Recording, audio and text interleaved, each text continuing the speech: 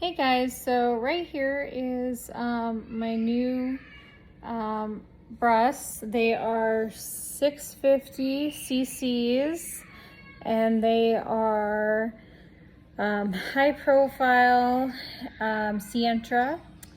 And here you can see where it's nice and flat and curvy because I have a lot of curves, as I said.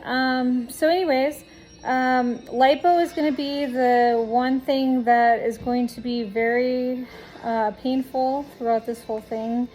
And you're actually not going to see the results as quickly with your lipo.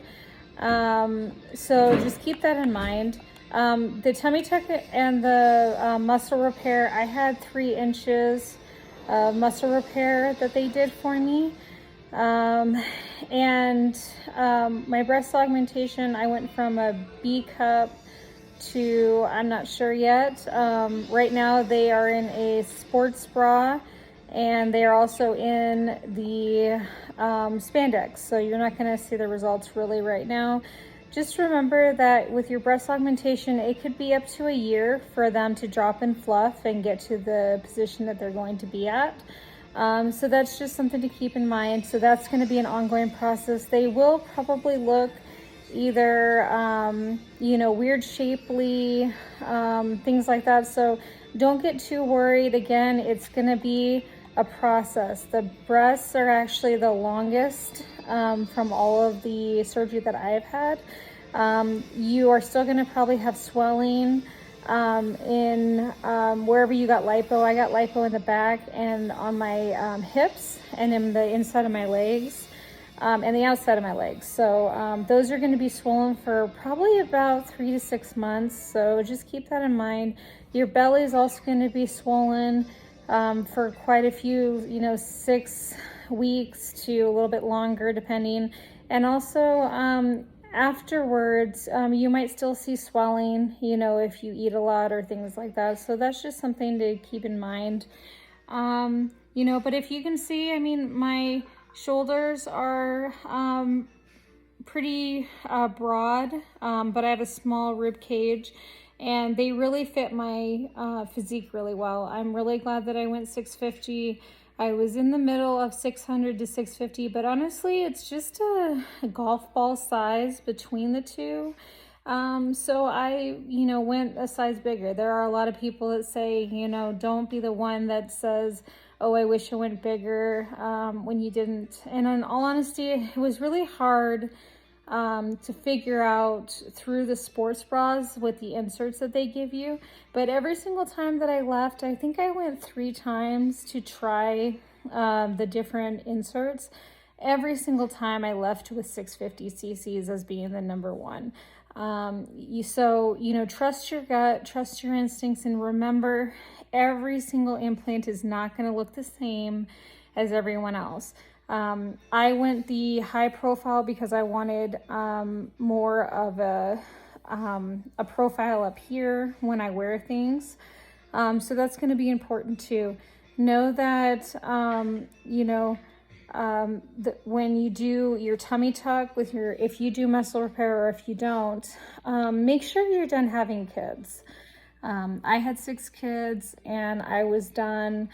And so I ended up getting my tummy tuck, but there's a lot of women out there that are in their early 20s who are getting tummy tucks and stuff because of, a little pooch or, weight loss or whatever. But honestly, don't get a tummy tuck until after you're done with kids because you're just going to ruin your results and have to do this all over again.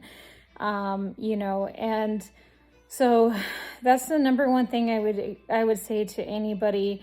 Also be kind to yourselves. I mean, I would suggest getting into Facebook groups about tummy tuck, mommy makeovers, things like that. They're very helpful. And then you can actually see before and after videos or photos or things like that. Those are going to be really important because you can ask questions and people respond pretty quickly. Again, be kind to yourself. I mean, you can, there's a lot of women who have image issues and things like that, but plastic surgery can only do so much, and go into it with, you know, excited, but without very much expectations, like unrealistic expectations, I guess is what I would say. You know, because then you'll be happier. Take before and after photos is going to be really important. And, you know, you're going to blow up, you know, in the sense of you're going to be bloated and you're going to be sore and all this. And having any type of photos that you can kind of reference can kind of show you your progress and everything. But honestly, the biggest, you know, the biggest progress you'll see right away is, of course, your tummy tuck. Now, one of the things that I would tell you is find a surgeon who really takes their time on your belly button. Your belly button is something that you're really gonna want nice and to heal up really well. You know, so take some time, get to know your surgeons, and make sure that they spend time, at least an hour, I would say, you know, on your belly button. Make sure that it looks good, and that it's not rushed. One thing that I have not had, but I have seen, is there are people that do get a incision from their belly button down, and it kind of looks like an upside down T. I can't remember exactly what it's called, but you know, depending on what kind of tummy tuck you need, and how the incision and everything like that, you know, you're going to be hunched over. I actually have not had as much back pains as I thought I would be, and I actually had way more back pains before my surgery, and now that my muscle repair is done, I don't have as much back pains, which is great. But you are going to be hunched over, but there are this small group who are not hunched over right when they leave, so don't be scared if you're not hunched over for long periods of time. But I'm about a week and 2 days, and I'm still very hunched over because of, you know, how tight I was pulled and everything like that. And I don't know if I told you guys, but I had 20 pounds taken off from my stomach and all the lipo and everything. Do not use plastic surgery as a weight loss either, guys.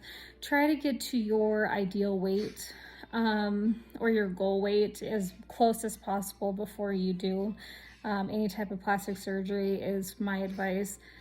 Because the more you lose, the more you're gonna, you know, possibly have to do another tummy tuck or, you know, things like that, because you're gonna have skin and everything. One thing for the mommy makeover that I wanted to address also is I was gonna get my arms done, possibly, and I'm very glad that I did not do that, because I actually, the first or second day, I slipped out of my chair trying to get up and I got lightheaded.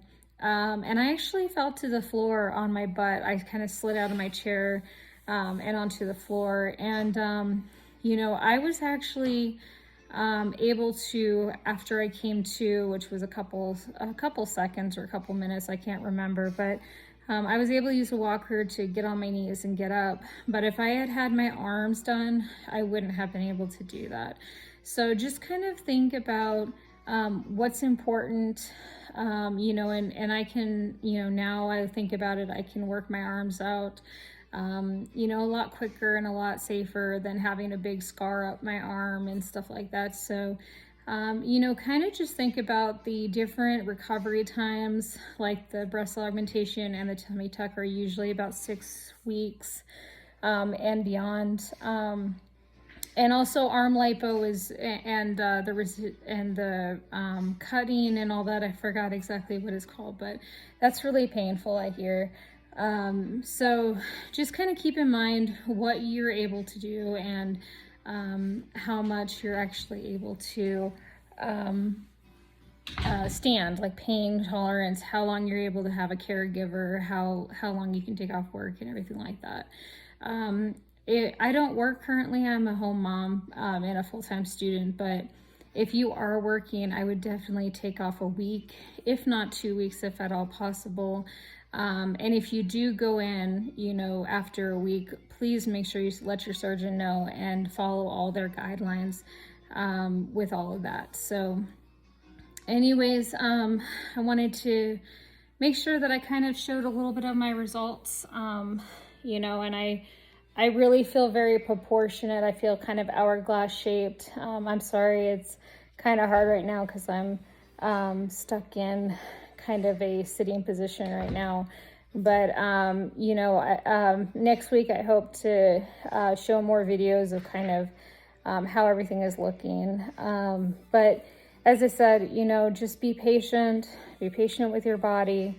And you know, join those Facebook groups, are always great, the mommy makeover ones. And at the end of the day, you know, just realize that this is a really hard surgery on your body. It is going to give you scars.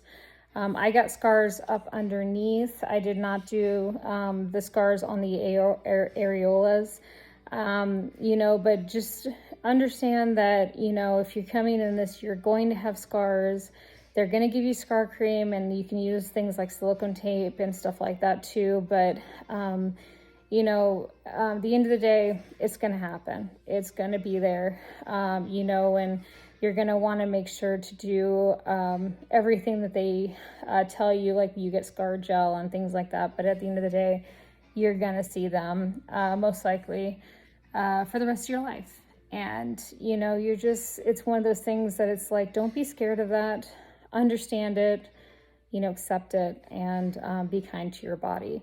Thank you guys for watching, and I will probably do another video next week, trying to kind of show the process of where I am at that time. Right now I'm still very sore, but pain is manageable. And I'm really excited. Hopefully the drains come out next week, so that I can actually take showers and baths and stuff like that. So anyways, have a wonderful day, and I'll see you later.